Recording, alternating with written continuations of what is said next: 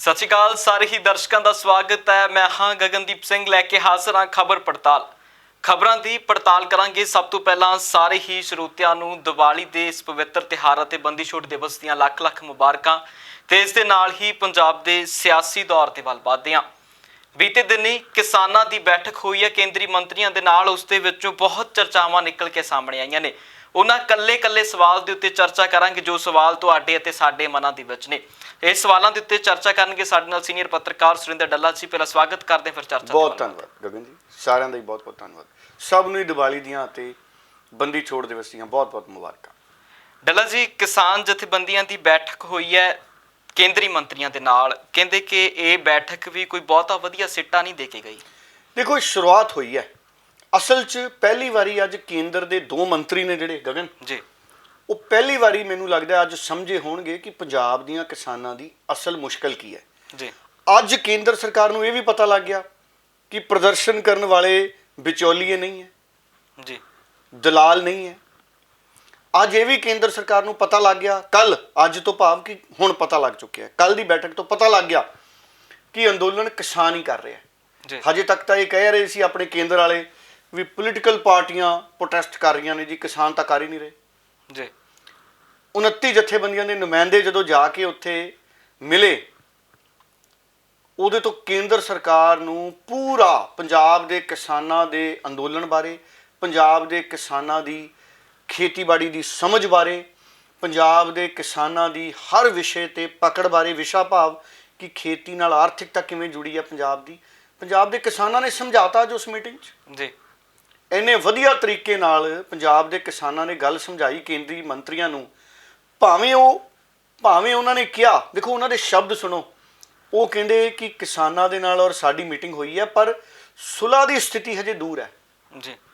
ਮਤਲਬ ਅੱਜ ਉਹਨਾਂ ਨੇ ਇਹ ਬਿਆਨ ਦੇ ਵਿੱਚ ਆਪਣਾ ਅੜਪਣ, ਜਿਹਨੂੰ ਆਪਾਂ ਪੰਜਾਬੀ 'ਚ ਕਹਿੰਦੇ ਨਾ ਵੀ ਅੜ ਗਏ ਸੀ ਜੀ, ਉਹ ਅੜੀਅਲ ਰਵੱਈਆ ਨਹੀਂ ਅੱਜ ਦਿਖਾਇਆ। ਉਹ ਕਹਿੰਦੇ ਹਜੇ ਹੋਰ ਵਿਚਾਰ ਵਟਾਂਦਰੇ ਦੀ ਲੋੜ ਹੈ, ਮਤਲਬ ਕਿ ਹੌਲੀ ਹੌਲੀ ਸਮਝਣਗੇ।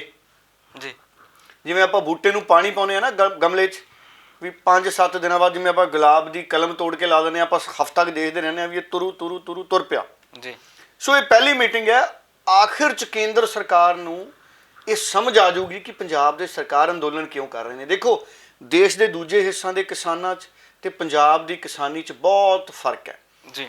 ਬਿਹਾਰ 'ਚ ਕਈ ਲੋਕ ਕਹੀ ਜਾਂਦੇ, ਕਈ ਲੀਡਰ, ਮੈਂ ਅੱਗੇ ਵੀ ਕਹਿੰਦਾ ਹੁੰਦਾ, ਕਈ ਲੀਡਰ ਸਾਡੇ ਉਹ ਕਹਿੰਦੇ ਦੇਖੋ ਜੀ ਬਿਹਾਰ ਚੋਣਾਂ ਜਿੱਤ ਗਏ, ਇਹਦਾ ਮਤਲਬ ਹੈ ਕਿਸਾਨਾਂ ਨੇ ਖੇਤੀ ਕਾਨੂੰਨਾਂ ਤੇ ਮੋਹਰ ਲਾਤੀ। ਬਿਹਾਰ 'ਚ ਝੋਨਾ ਕਿੰਨਾ ਕੁ ਹੁੰਦਾ, ਦਾਲ ਕਿੰਨੀ ਕੁ ਹੁੰਦੀ ਹੈ ਜੀ, ਐਵੇਂ ਟਾਵੀਂ ਜੀ। ਬਿਹਾਰ 'ਚ ਕੋਈ ਬਹੁਤ ਜ਼ਿਆਦਾ ਝੋਨਾ ਨਹੀਂ ਹੈ, ਬਹੁਤ ਜ਼ਿਆਦਾ ਕਣਕ ਨਹੀਂ ਹੈ। ਹਾਂ, ਈਸਟਰਨ ਯੂਪੀ 'ਚ ਹੈ, ਉੱਤਰ ਪ੍ਰਦੇਸ਼ 'ਚ ਥੋੜ੍ਹੀ ਬਹੁਤੀ ਹੈ, ਝੋਨਾ ਵੀ ਹੈ ਉੱਤਰ ਪ੍ਰਦੇਸ਼ 'ਚ, ਮੱਧ ਪ੍ਰਦੇਸ਼, ਮਹਾਰਾਸ਼ਟਰ 'ਚ ਹੈ ਜੀ। ਬਿਹਾਰ ਤਾਂ ਖੇਤੀਬਾੜੀ ਦੇ ਵਿੱਚ ਹਜੇ ਬਹੁਤ ਪਿੱਛੇ ਹੈ ਸਾਡਾ ਜੀ, ਹੈ ਜੀ, ਬਿਲਕੁਲ। ਸੋ ਇਸ ਕਰਕੇ ਬਿਹਾਰ ਨੂੰ ਇਹ ਕਹਿਣਾ ਵੀ ਜੀ ਬਿਹਾਰ 'ਚ ਬੀਜੇਪੀ ਜਿੱਤ ਗਈ ਤੇ ਕਿਸਾਨਾਂ ਨੇ ਖੇਤੀ ਕਾਨੂੰਨਾਂ ਤੇ ਮੋਹਰ ਲਾਤੀ, ਇਹ ਮੋਹਰ ਕੋਈ ਨਹੀਂ ਲਾਈ। ਮੋਹਰ ਤਾਂ ਪੰਜਾਬ ਦੇ ਕਿਸਾਨਾਂ ਕੋਲੇ ਪਈ ਹੈ ਜੀ। ਉਹਨਾਂ ਨੇ ਤਾਂ ਹਜੇ ਸਿਹਾਈ 'ਚ ਵੀ ਨਹੀਂ ਮੋਹਰ ਰੰਗੀ, ਲੱਗਣੀ ਤਾਂ ਬਹੁਤ ਦੂਰ ਹੈ। ਪੰਜਾਬ ਵਾਲੀ ਮੋਹਰ ਤਾਂ 2022 'ਚ ਲੱਗੂ ਜੀ। ਪਰ ਮੈਨੂੰ ਲੱਗਦਾ, ਪਰ ਮੈਂ ਦੂਸਰੇ ਪਾਸੇ ਜਦੋਂ ਆਉਣਾ, ਹੁਣ ਇੱਕ ਗੱਲ ਸਾਫ਼ ਹੋ ਗਈ, ਅੱਜ ਕੇਂਦਰੀ ਖੇਤੀਬਾੜੀ ਮੰਤਰੀ ਤੋਮਰ ਸਾਹਿਬ ਨੂੰ ਵੀ ਸਮਝ ਆ ਗਿਆ ਹੋਣਾ ਵੀ ਪੰਜਾਬ ਦੇ ਕਿਸਾਨ, ਹੁਣ ਦੇਖੋ ਬੀਜੇਪੀ ਦੇ ਸਾਰੇ ਲੀਡਰ ਅੱਜ ਮੀਟਿੰਗ 'ਚ ਵੀ ਕਹਿੰਦੇ ਜੀ, ਕਹਿੰਦੇ MSP ਜਾਰੀ ਰਹੂਗੀ, ਸਰਕਾਰੀ ਖਰੀਦ ਬੰਦ ਨਹੀਂ ਹੁੰਦੀ। ਜੇ ਤੁਸੀਂ ਇਹ ਗੱਲ ਐਡਾ ਭਰੋਸਾ ਦੇਈ ਜਾਂਦੇ ਹੋ ਤੇ ਉਹਨਾਂ ਤਿੰਨਾਂ ਖੇਤੀ ਕਾਨੂੰਨਾਂ 'ਚ ਲਿਖ ਦਿਓ ਜੀ, 2 ਲੈਣਾ ਨਹੀਂ, 2 ਲੈਣਾ, ਪਹਿਲੀ ਤੇ ਦੂਜੀ, ਤੁਹਾਡੇ ਖੇਤੀ ਕਾਨੂੰਨ ਦੇ ਕਾਗਜ਼ਾਂ 'ਚ 2 ਲੈਣਾ ਐਡ ਹੋਣੀਆਂ, ਮਸਲਾ ਹੀ ਖਤਮ ਹੋ ਗਿਆ ਫਿਰ ਜੀ। ਜੇ ਤੁਸੀਂ ਕਾਨੂੰਨ 'ਚ ਲਿਖਣ ਨੂੰ ਤਿਆਰ ਨਹੀਂ ਵੀ MSP ਖਤਮ ਨਹੀਂ ਹੋਣੀ, ਸਰਕਾਰੀ ਖਰੀਦ ਖਤਮ ਨਹੀਂ ਹੋਣੀ, ਇਹਦਾ ਮਤਲਬ ਹੈ ਤੁਹਾਡੇ ਦਿਮਾਗ 'ਚ ਕੁਝ ਹੋਰ ਚੱਲ ਰਿਹਾ ਜੀ, ਹੈ ਜੀ। ਇਹਦਾ ਮਤਲਬ ਹੈ ਤੁਹਾਡਾ ਦਿਮਾਗ ਤੇ ਕਿਸਾਨਾਂ ਦਾ ਦਿਮਾਗ ਹੈ ਜਿਹੜਾ ਉਹ ਇੱਕਸਾਰ ਨਹੀਂ ਹੋਇਆ ਜੀ। ਜਿਵੇਂ ਪੰਜਾਬੀ 'ਚ ਕਹਿੰਦੇ ਆ ਨਾ ਵੀ ਟਿਊਨਿੰਗ ਨਹੀਂ ਹੋਈ, ਜਾਂ ਆਪਾਂ ਦੇਸੀ ਭਾਸ਼ਾ 'ਚ ਕਈ ਵਾਰੀ ਕਹਿ ਦਿੰਦੇ ਹਾਂ ਵੀ ਇੰਜਣ ਹੋਣ ਵਾਲਾ ਜੀ। ਜਦੋਂ ਇੰਜਣ ਦੀ ਆਵਾਜ਼ ਐਨ ਮਿੱਠੀ ਨਹੀਂ ਆਉਂਦੀ, ਐਨ ਸਾਫ਼ ਸੁਥਰੀ ਆਵਾਜ਼ ਨਹੀਂ ਆਉਂਦੀ, ਟਰੈਕਟਰ ਚੱਲ ਰਿਹਾ ਹੋਵੇ, ਹੈ ਜੀ, ਮਿੱਠੀ ਜਿਹੀ ਆਵਾਜ਼ ਨਹੀਂ ਆਉਂਦੀ, ਪਤਾ ਲੱਗ ਜਾਂਦਾ ਵੀ ਇੰਜਣ 'ਚ ਫਾਲਟ ਹੈ। ਕੱਲਾ ਇੰਜਨ ਆਇਲ ਪਾਉਣ ਦੇ ਨਾਲ ਗੱਲ ਨਹੀਂ ਬਣਦੀ। ਆ ਕਈ ਵਾਰੀ ਸਕੂਟਰ ਚਲਾਉਣੇ ਹੁੰਦੇ ਆ ਨਾ ਜੀ, ਜਦੋਂ ਕੰਮ ਇੰਜਨ ਦਾ ਹੋਣ ਵਾਲਾ ਹੁੰਦਾ, ਹਾਦਸਾ ਵੀ ਆ ਜਾਂਦਾ ਕਈ ਵਾਰੀ ਮੈਨੂੰ, ਕਈ ਵਾਰੀ ਕੰਮ ਇੰਜਨ ਦਾ ਹੋਣ ਵਾਲਾ ਹੁੰਦਾ, ਸਾਨੂੰ ਰੇਸ ਦੰਦੇ ਹੀ ਪਤਾ ਲੱਗ ਜਾਂਦਾ ਵੀ ਆਵਾਜ਼ ਹੀ ਆਉਂਦੀ ਆ ਇੰਜਨ ਚੋਂ ਜੀ। ਸੋ ਉਹੀ ਆਵਾਜ਼ ਕਾਨੂੰਨ ਚੋਂ ਆ ਰਹੀ ਹੈ ਖਤਰੇ ਦੀ। ਕਿਸਾਨਾਂ ਨੂੰ ਕਾਨੂੰਨ 'ਚ ਜਦੋਂ ਕਾਨੂੰਨ ਦੀ ਗੱਲ ਕਰਦੇ ਆ, ਕਿਸਾਨਾਂ ਦੇ ਦਿਮਾਗ 'ਚ ਵੀ ਉਹ MSP ਵਾਲੀ ਆਵਾਜ਼ ਆਉਣ ਲੱਗ ਜਾਂਦੀ ਹੈ ਜੀ। ਹੁਣ ਜੇ ਮੰਤਰੀ ਇਹ ਕਹੀ ਜਾਂਦੇ ਨੇ ਬਾਰ-ਬਾਰ, ਦੇਖੋ ਅੱਜ ਮੀਟਿੰਗ 'ਚ ਮੰਤਰੀ ਕਹੀ ਗਏ ਵੀ ਆ ਤੁਸੀਂ ਬੇਫਿਕਰ ਰਹੋ ਜੀ, ਮੈਨੂੰ ਦੱਸਿਆ ਕਈ ਕਿਸਾਨ ਲੀਡਰਾਂ ਨੇ ਵੀ ਸਾਨੂੰ ਮੰਤਰੀ ਕਹੀ ਗਏ ਤੁਸੀਂ ਪਰਵਾਹ ਹੀ ਨਾ ਕਰੋ ਜੀ, ਮੋਦੀ ਸਾਹਿਬ ਕਹਿੰਦੇ MSP ਕਦੀ ਬੰਦ ਨਹੀਂ ਹੋਊਗੀ, ਸਰਕਾਰ ਕਦੀ ਸਰਕਾਰੀ ਖਰੀਦ ਬੰਦ ਨਹੀਂ ਕਰੂਗੀ। ਜੇ ਸਰਕਾਰ ਇੰਨਾ ਕੁਝ ਕਹਿ ਰਹੀ ਹੈ, ਕਾਨੂੰਨ ਦੇ ਵਿੱਚ ਆ 2 ਸ਼ਬਦ ਲਿਖ ਦਿਓ, ਮਸਲਾ ਹੀ ਨਿਬੜਦਾ ਜੀ, ਹੈ ਜੀ, ਬਿਲਕੁਲ। ਸੋ ਇਹਦਾ ਮਤਲਬ ਇਹ ਹੈ ਕਿ ਕਿਤੇ ਨਾ ਕਿਤੇ ਸ਼ੱਕ ਦੀ ਸੂਈ ਕਿਸਾਨਾਂ ਦੀ ਸਹੀ ਹੈ, ਔਰ ਕਿਸਾਨ ਉਸੇ ਗੱਲ ਤੇ ਖੜੇ ਨੇ। ਤਾਂ ਹੀ ਕਹਿਣਾ ਵੀ ਪਿਆ ਇਹਨਾਂ ਮੰਤਰੀਆਂ ਨੂੰ ਵੀ ਹਜੇ ਸੁਲ੍ਹਾ ਦੀ ਸਥਿਤੀ ਦੂਰ ਹੈ ਜੀ। ਹੁਣ ਹੋਊਗਾ ਕੀ? ਹੁਣ ਇਹ ਦੋਵੇਂ ਕੇਂਦਰੀ ਮੰਤਰੀ, ਪਿਊਸ਼ ਗੋਇਲ ਵੀ ਬੜੇ ਦਿਮਾਗੀ ਨੇ ਮੰਤਰੀ, ਪਿਊਸ਼ ਗੋਇਲ ਐਡਾ ਵਧੀਆ ਇਹਨਾਂ ਨੇ ਖਜ਼ਾਨਾ ਮੰਤਰਾਲਾ ਚਲਾਇਆ। ਚਲੋ ਮੈਨੂੰ ਸਮਝ ਨਹੀਂ ਆਈ ਵੀ ਇਹਨਾਂ ਨੂੰ ਖਜ਼ਾਨਾ ਮੰਤਰਾਲਾ ਦਿੱਤਾ ਕਿਉਂ ਨਹੀਂ। ਜੇ ਪਿਊਸ਼ ਗੋਇਲ ਵਰਗੇ ਵਿਅਕਤੀ ਨੂੰ ਫਾਈਨਾਂਸ ਮਿਨਿਸਟਰੀ ਦਿੱਤੀ ਹੁੰਦੀ ਮੋਦੀ ਸਾਹਿਬ ਨੇ, ਤੇ ਬਹੁਤ ਦੇਸ਼ ਨੇ ਤਰੱਕੀ ਕਰਨੀ ਸੀ। ਰੇਲ ਮਿਨਿਸਟਰੀ ਵੀ ਹਾਲਾਂਕਿ ਉਹ ਵਧੀਆ ਕੰਮ ਕਰ ਰਹੇ ਨੇ, ਕਿਉਂਕਿ ਉਹ ਖੁਦ ਫਾਈਨਾਂਸ ਨਾਲ ਜੁੜੇ ਹੋਏ ਨੇ। ਮੈਨੂੰ ਪਤਾ ਲੱਗਿਆ ਕਿ ਉਹ ਚਾਰਟਰਡ ਅਕਾਊਂਟੈਂਟ ਨੇ ਜੀ। ਸੋ ਇਹ ਮੈਨੂੰ ਨਹੀਂ ਸਮਝ ਆਈ ਵੀ ਉਹਨਾਂ ਤੋਂ ਫਾਈਨਾਂਸ ਮਿਨਿਸਟਰੀ, ਜਦੋਂ ਕਿ ਅਰੁਣ ਜੇਤਲੀ ਸਾਹਿਬ ਦੇ ਦੁਨੀਆ ਤੇ ਜਾਣ ਤੋਂ ਬਾਅਦ ਉਹਨਾਂ ਕੋਲੇ ਮਹਿਕਮਾ ਰਿਹਾ, ਕਿੰਨਾ ਵਧੀਆ ਕੰਮ ਕੀਤਾ ਪਿਊਸ਼ ਗੋਇਲ ਨੇ ਜੀ। ਲੋਕ ਕਹਿੰਦੇ ਸੀ, ਮੰਨੀ ਬੈਠੇ ਸੀ, ਲਓ ਜੀ ਪਿਊਸ਼ ਗੋਇਲ ਜੀ ਖਜ਼ਾਨਾ ਮੰਤਰੀ ਆਉਣਗੇ ਜੀ। ਸੋ ਇਸ ਕਰਕੇ ਉਹਨਾਂ ਨੂੰ ਪਤਾ ਨਹੀਂ ਕਿਉਂ ਨਹੀਂ ਲਾਇਆ ਖਜ਼ਾਨਾ ਮੰਤਰੀ। ਮੇ ਵੀ ਭਾਜਪਾ 'ਚ ਕੋਈ ਅੰਦਰੂਨੀ ਸੋਚ ਕੰਮ ਕਰਦੀ ਹੋਣੀ। ਹੋਰ ਉਹ ਬੀਬੀ ਜਿਹੜੀ ਲਾਈ ਹੈ ਨਿਰਮਲਾ ਸੀਤਾਰਮਨ, ਉਹ ਵੀ ਚੰਗੇ ਨੇ ਚਲੋ, ਪਰ ਪਿਊਸ਼ ਗੋਇਲ ਉਹ ਜ਼ਿਆਦਾ ਉਹਨਾਂ ਦਾ ਤਜਰਬਾ ਸਾਨੂੰ ਦੇਖਣ ਨੂੰ ਮਿਲਿਆ ਸੀ। ਚਲੋ ਖੈਰ, ਹੁਣ ਪਿਊਸ਼ ਗੋਇਲ ਗੱਲ ਸਮਝ ਗਏ ਹੋਣੇ ਮੈਨੂੰ ਲੱਗਦਾ ਜੀ। ਖੇਤੀ ਕਾਨੂੰਨ ਕਿਉਂ ਪੰਜਾਬ ਦੇ ਕਿਸਾਨ ਵਿਰੋਧ ਕਰਦੇ ਨੇ, ਅੱਜ ਪਿਊਸ਼ ਗੋਇਲ ਵੀ ਸਮਝ ਗਏ ਹੋਣਗੇ, ਨਰਿੰਦਰ ਤੋਮਰ ਵੀ ਸਮਝ ਗਏ ਹੋਣਗੇ। ਹੁਣ ਸਵਾਲ ਅੱਗੇ ਵੱਡਾ ਇਹ ਹੈ ਕਿ ਨੱਡਾ ਸਾਹਿਬ ਸਮਝਣਗੇ। ਹੁਣ ਪਿਊਸ਼ ਗੋਇਲ ਤੇ ਤੋਮਰ ਨੱਡਾ ਸਾਹਿਬ ਨੂੰ ਸਮਝਾ ਸਕਣਗੇ ਵੀ ਨੱਡਾ ਸਾਹਿਬ ਅਸੀਂ ਤਾਂ ਕੁਝ ਹੋਰ ਸੋਚਦੇ ਸੀ, ਇਹ ਤਾਂ ਆਹ ਗੱਲਾਂ ਸਾਨੂੰ ਦੱਸ ਕੇ ਗਏ ਨੇ। ਕਿਉਂਕਿ ਲਿਖ ਕੇ ਤਾਂ ਪੰਜਾਬ ਦੇ ਕਿਸਾਨ ਵੀ ਲੈ ਕੇ ਗਏ ਨੇ ਨਾ, ਪੰਜਾਬੀ 'ਚ ਵੀ, ਔਰ ਸਾਡੇ ਬੜੇ ਪੜ੍ਹੇ ਲਿਖੇ ਕਿਸਾਨ ਹੈ ਅੰਗਰੇਜ਼ੀ 'ਚ ਵੀ ਲੈ ਕੇ ਗਏ ਹੋਣੇ ਆ, ਮੈਨੂੰ ਪੂਰਾ ਭਰੋਸਾ ਜੀ। ਟੱਲਾ ਸਾਹਿਬ ਇੱਕ ਇੱਥੇ ਮੈਂ ਤੁਹਾਨੂੰ ਰੋਕਣਾ ਚਾਹਾਂਗਾ, ਕਹਿੰਦੇ ਉੱਥੇ ਜਿਹੜੇ ਕਿਸਾਨ ਮੀਟਿੰਗ ਕਰਨ ਦੇ ਲਈ ਗਏ ਉਹਨਾਂ ਨੂੰ ਇੱਕ ਝੋਲਾ ਦਿੱਤਾ ਗਿਆ, ਜਿਹਨੂੰ ਆਪਾਂ ਅੰਗਰੇਜ਼ੀ 'ਚ ਬੈਗ ਕਹਿ ਦਈਏ। ਉਹਦੇ 'ਚ ਖੇਤੀ ਕਾਨੂੰਨਾਂ ਨੂੰ ਪੰਜਾਬੀ ਦੇ ਵਿੱਚ ਛਪਵਾ ਕੇ ਉਹਨਾਂ ਝੋਲਿਆਂ ਦੇ ਵਿੱਚ ਪਾਇਆ ਗਿਆ, ਤੇ ਭਾਜਪਾ ਸਰਕਾਰ ਦੇ ਹੁਣ ਤੱਕ ਦੇ ਜੋ ਉਪਲਬਧੀਆਂ ਨੇ ਉਹਦੇ ਪੈਂਪਲੇਟ ਵੀ ਛਪਵਾ ਕੇ ਵਿੱਚ ਰੱਖੇ ਗਏ। ਉਹ ਬੈਗ ਦੀ ਬੜੀ ਚਰਚਾ ਰਹੀ ਹੈ, ਤੁਸੀਂ ਕਿਸ ਤਰ੍ਹਾਂ ਵੇਖ ਰਹੇ ਹੋ ਉਸ ਬੈਗ? ਦੇਖੋ ਮੈਂ ਤੁਹਾਨੂੰ ਦੱਸਦਾ, ਤੁਸੀਂ ਹੈ ਜੀ ਹਾਰੇ 'ਚ ਸਾਗ ਬਣਾ ਲਓ ਜੀ, ਮੱਕੀ ਦੀ ਰੋਟੀ ਲਿਆਓ, ਵਧੀਆ ਮੂਲੀ ਵੀ ਸਾਗ ਤੇ ਮੱਕੀ ਦੀ ਰੋਟੀ ਨਾਲ ਸਵਾਦ ਲੱਗਦੀ ਹੈ ਜੀ। ਕਈ ਮੇਰੇ ਵਰਗੇ ਪਿਆਜ਼ ਵੀ ਨਾਲ ਖਾ ਲੈਂਦੇ ਨੇ, ਟਮਾਟਰਾਂ ਦੀ ਸਲਾਦ ਪੂਰੀ ਬਣਾ ਕੇ, ਲੱਸੀ ਲੁੱਸੀ ਵੀ ਤੁਸੀਂ ਰੱਖੀ ਹੋਵੇ ਜੀ।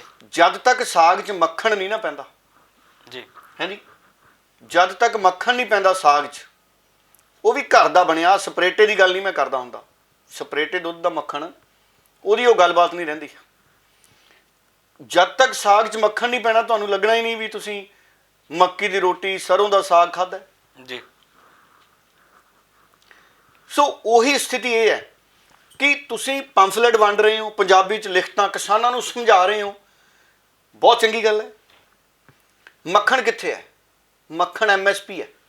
ਜੱਟ ਕਹਿੰਦਾ MSP ਪਾਓ ਕਾਨੂੰਨ 'ਚ, ਵੀ ਤੁਹਾਡਾ ਕਾਨੂੰਨ ਸਾਰੀਆਂ ਗੱਲਾਂ ਤੁਹਾਡੀਆਂ ਮੰਨ ਲੀਆਂ, ਲੱਸੀ ਵੀ ਚਲੋ ਕੋਈ ਨਹੀਂ, ਨਮਕ ਅਸੀਂ ਪਾ ਲਾਂਗੇ ਕੋਲੋਂ, ਪਿਆਜ਼ ਹੈ ਨਹੀਂ ਕੋਈ ਨਹੀਂ, ਮੂਲੀ ਨਾਲ ਸਾਰ ਲਾਂਗੇ, ਹੈ ਜੀ। ਚਲੋ ਮੈਂ ਕਹਿੰਦਾ ਮੱਕੀ ਦੀ ਰੋਟੀ ਨਾ ਹੋਵੇ, ਕਣਕ ਦੀ ਰੋਟੀ ਵੀ ਸਾਗ ਨਾਲ, ਪਰ ਸਾਗ ਮੱਖਣ ਬਿਨਾਂ ਸਵਾਦ ਨਹੀਂ ਲੱਗਦਾ।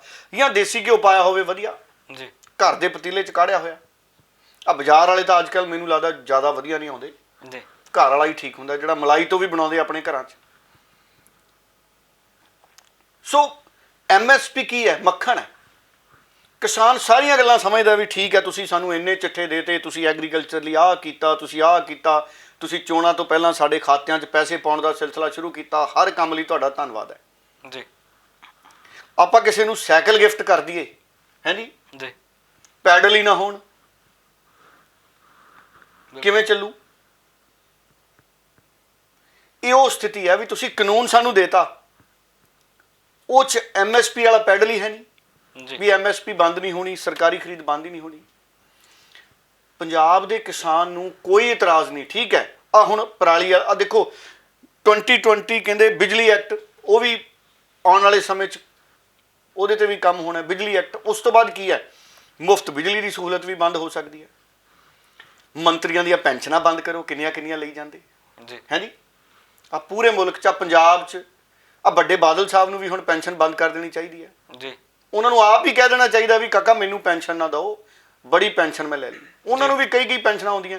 ਆ ਆਪਣੀ ਢੀਂਡਸਾ ਸਾਹਿਬ ਦੇਖੋ, ਇਹਨਾਂ ਨੂੰ ਵੀ ਕਈ ਪੈਨਸ਼ਨਾਂ ਆਉਂਦੀਆਂ ਜੀ। ਬੀਬੀ ਰਜਿੰਦਰ ਕੌਰ ਭੱਠਲ ਨੂੰ ਵੀ ਕਈ ਪੈਨਸ਼ਨਾਂ ਆਉਂਦੀਆਂ, ਲਾਲ ਸਿੰਘ ਹੋਰਾਂ ਨੂੰ ਕਈ ਪੈਨਸ਼ਨਾਂ ਆਉਂਦੀਆਂ।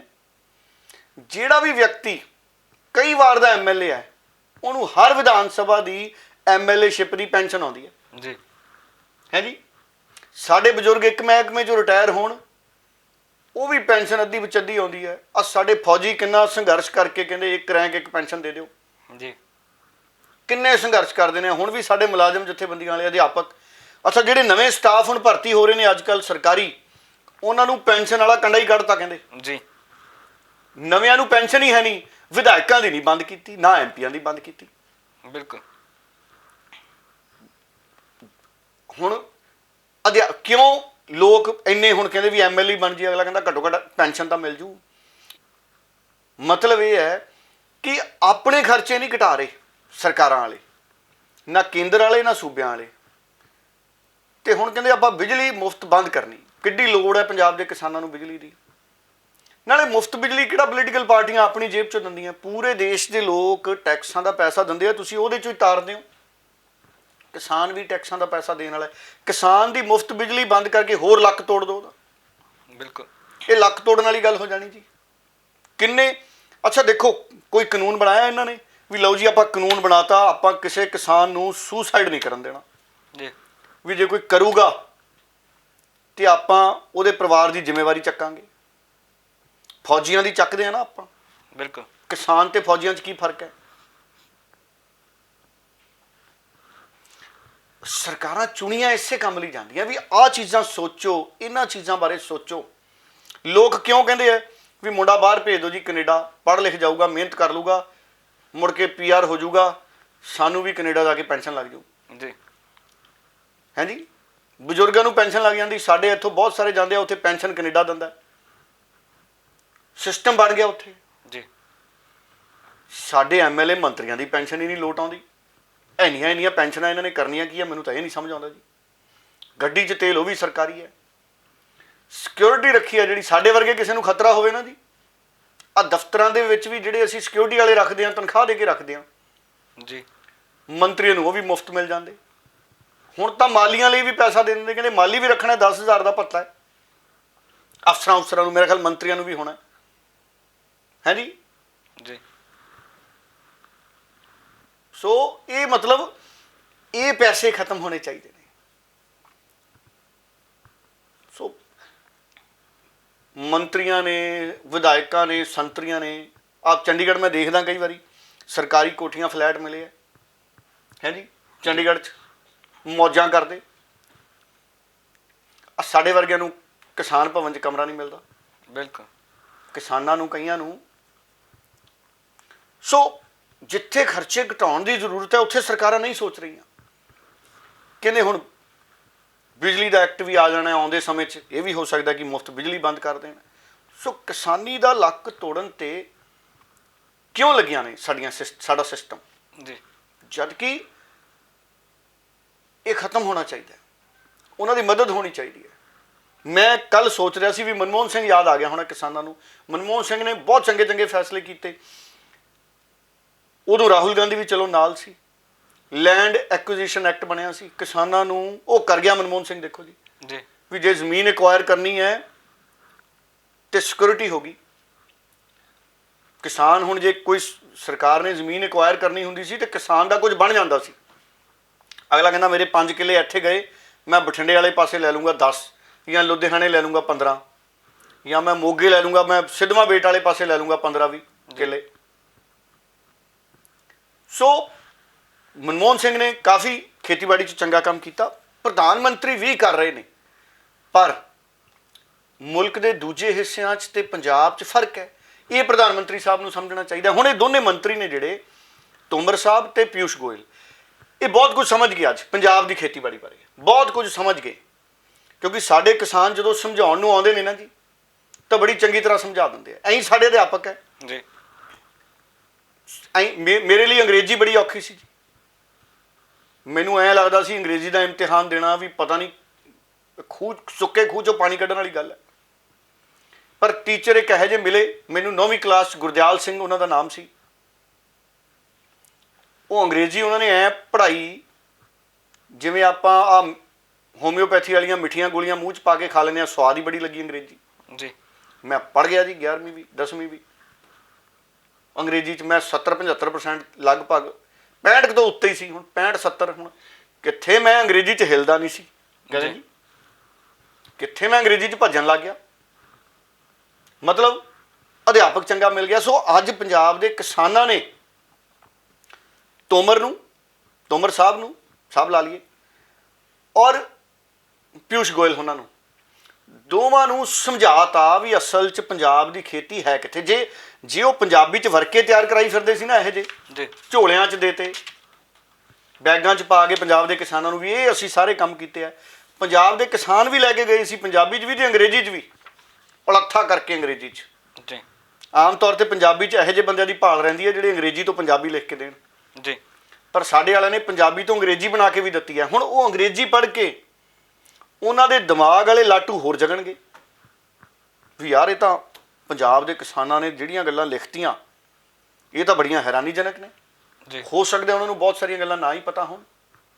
ਇਹ ਤਾਂ ਹੁਣ ਮੈਂ ਅੱਗੇ ਵੀ ਕਹਿੰਦਾ ਹੁੰਦਾ ਵੀ ਜਾਂ ਰੱਬ ਜਾਣਦਾ ਜਾਂ ਗੋਇਲ ਸਾਹਿਬ ਜਾਂ ਤੋਮਰ ਸਾਹਿਬ ਜਾਣਦੇ ਨੇ ਵੀ ਉਹਨਾਂ ਨੂੰ ਪੰਜਾਬ ਦੀ ਖੇਤੀ ਦੀ ਕਿੰਨੀ ਸਮਝ ਹੈ। ਪਰ ਪੰਜਾਬ ਦੇ ਕਿਸਾਨ ਕਾਗਜ਼ ਤੇ ਲਿਖ ਕੇ ਦਿਆਏ ਅੱਜ ਵੀ ਆਹ ਸਾਡੀ ਖੇਤੀ ਹੈ ਜੀ। ਹੁਣ ਗੱਲ ਕਿੱਥੇ ਆਉਂਦੀ ਹੈ? ਪਹਿਲੀ ਗੱਲ ਇਹ, ਹੁਣ ਕੀ ਮੋਦੀ ਸਾਹਿਬ ਨੂੰ ਸਮਝਾ ਸਕਣਗੇ? ਗੱਲ ਮੋਦੀ ਸਾਹਿਬ ਔਰ ਨੱਡਾ ਸਾਹਿਬ ਤੇ ਅਮਿਤ ਸ਼ਾਹ ਤੇ।